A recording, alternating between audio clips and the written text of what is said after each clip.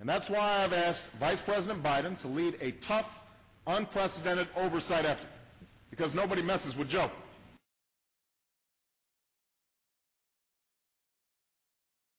Winter in Bozeman, Montana, people don't play a lot of tennis. You had the court cleared off for us. Well, we did have the court cleared off. Watch it. It'll be slick.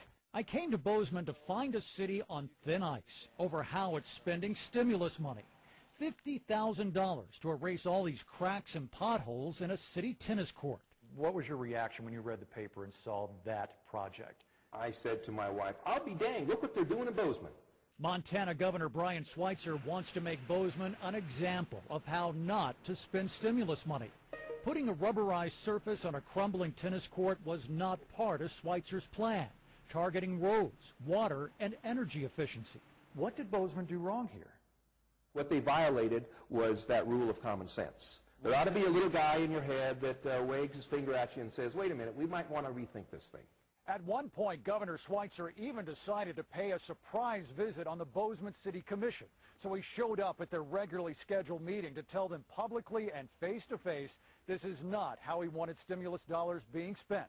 But that meeting did not go well. Sir, I will explain it to you again. Look at Frisco's $259 million request. In addition to the road projects, there's an armored carrier, similar to this one, for the police department. The better that we can be prepared to handle a crisis incident or a high-threat situation, the better off the citizens of Frisco are going to be.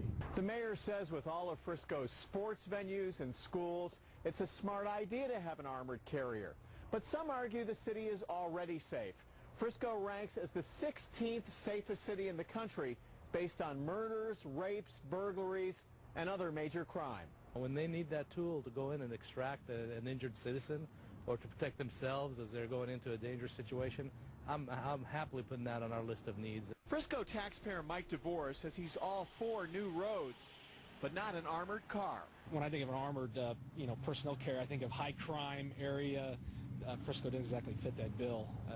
I would think there's probably better uses to spend the capital.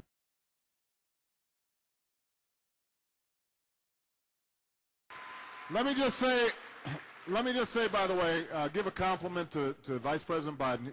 He and his team have overseen the Recovery Act. You have not seen scandal break out on a huge endeavor.